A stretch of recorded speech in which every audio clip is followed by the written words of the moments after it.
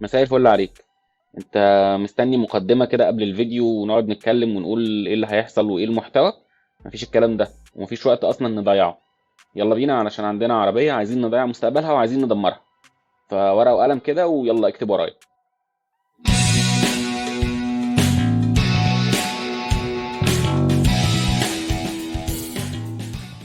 اول حاجة هكلمك عنها واللي انا عايزك تجيب اجلها يعني على الاخر هي العفشة. بص بقى، مهما العربية اتنططت او بقت ناشفة، المساعدين تخبط، الكبالن تطقطق او حتى العربية تزحف على الارض، مش مهم، سيبهم كده واعمل الحل السحري. هتقولي طب هو ايه الحل السحري؟ هقول لك علي الكاسيت، عليه لحد لما يغطي على اي صوت. اما بالنسبه للبنزين بقى فانا عايزك تفضل ماشي بالعربيه كده لحد لما التانك يشحر خالص، والشوايب تفضل تملى فلتر البنزين وتسد لك الرشاشات. العربيه بقى تقعد تقطع وانت ماشي لحد لما تقف خالص وتضطر كده تروح البنزينه تقعد تتحايل عليهم، يمكن يوافقوا يدولك جيركن بنزين تمشي نفسك بيه بس لحد ما توصل البنزينه وتقدر تفول يعني. في حاجة مش مهمة كده كمان في العربية وهي المية. اوعى في مرة من المرات كده عقلك يوزك وتراجع على مية الريداتير من وقت للتاني، اوعى.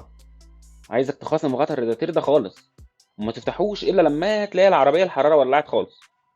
واقول لك على حاجة، زود العربية مية وهي سخنة. يلا خليها بقى تجيب وش سلندر ونخلص خالص.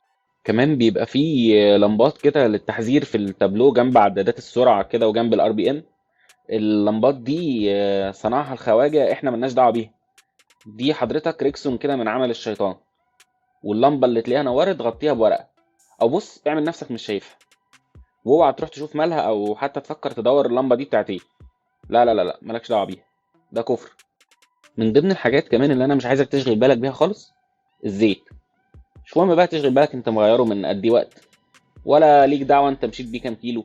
كل دي شكليات، خرجها خالص من حساباتك. هو الزيت ده اصلا حاجه كده معموله لربات البيوت علشان يقلوا فيها بطاطس. على ذلك احنا ملناش دعوه، احنا برانا يا باشا الكلام ده. المهم يعني بجملة علشان نبقى كملنا المصايب اللي احنا بنتكلم فيها دي، النظافة. عايزك ما تحنش على العربية خالص ولا تغسلها ولا من بره ولا من جوه. وسلام بقى يا عيني بقى لو سبتها كده لحد ما طبقة التراب تغطيها والتراب ياكل الدهان بتاعها اكل كده. شنطة العربية برضو دي عبارة عن مكان كده زي سلة المهملات بالظبط، او مستودع. شيل فيه اي حاجة ملهاش لازمة او اي حاجة قديمة. في النهاية ارجو ان انا اكون ساعدتك واديتك النصايح اللي تضيع بيها النعمة اللي ربنا مديها لك، واللي هي تقريبا لو انت شاريها بفلوس حرام مش هتهون عليك تعمل فيها كل ده. انا عايزك يا سيدي كل اللي انا قلته ده تعمل عكسه. وعايزك تخش على القناة هتلاقي فيه نصايح وارشادات تساعدك بالظبط ازاي تتعامل مع عربيتك. حاجة بقى عايزك تسمع كلامي فيها، ان انت تعمل لايك وتعمل سبسكرايب في القناة. ولو انت تعرف حد بيعمل الحاجات السلبية اللي احنا اتكلمنا عنها دي، ابعت له الفيديو ده وقول له حرام عليك، او اعمل له منشن وهاته في الكومنتس وقول له اتفرج وما تعملش كده تاني بليز.